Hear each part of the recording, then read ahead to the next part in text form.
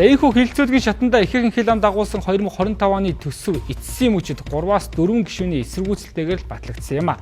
Харин төсвийн тодтголыг энэ онд багтаан хийх үгүй юу гэдэг нь мөн эргэлзээтэй байна. За түүнчлэн төсвийн тодтголыг орууллаа гэхэд зардлыг хэдий хэмжээгээр танах вэ гэдэг нь тодорхойгүй байна. За 2025 оны нэгдсэн төсвийн урсгал зардал 26 их найд, нийт зардал нь 35.7 их найд. Тэгвэл энэхүү зардлыг 360 тэрбумаас 3.6 их найдаар танах ёстой гэдэг байр суурьуудыг улсын хурлын гишүүд өнгөрсөн 7 хоногт илэрхийлцгээсэн. Харин нэгэнт төсөв батлагдсан учраас цаашид төсвийн тодтголыг хэрхэн хийх вэ гэдэг нь анхаарал татаж байна. Тэгвэл гишүүдийн зүгээс төсвийн зардлыг танах боломжтой хамгийн өндөр хэмжээнд нь хасах ёстой гэж үзэж байна.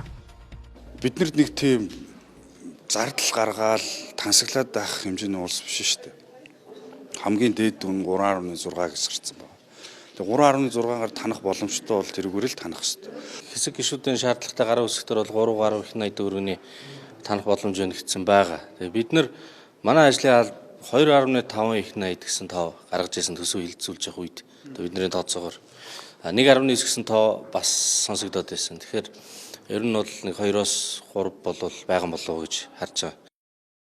За эрх баригчдын зүгээс төсвийн зардлыг дотоодын нийт бүтээгдэхүүний 25%-аас хэтрүүлэхгүй байх улс төрийн амлалтаас зөрсөн шалтгаанаа эх оны эдийн засгийн өсөлтийг дагаж хөрөнгө оруулалтуудаа нэмэгдүүлж байна хэмээн тайлбарлаж байгаа билээ.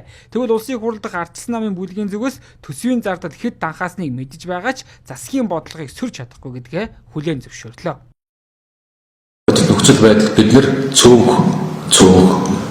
Тэгэхдээ бид нэр сүрэг хүчин бас биш хамтарсан засгийн газрын бүрэлдэхүүнд орсон ийм л байдалтай байгаа.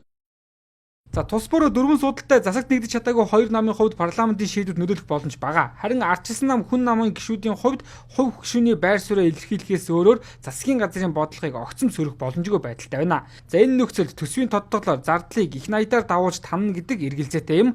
За ямар ч тач 35.7 их найдын зардлыг өг үсэг гээйлгөө баталсан улсын хурлын гишүүд төсвийн тодтгол дээр ч мөн хилэлцсэн болоод өнгөрөх нөхцөл харагдаж байна.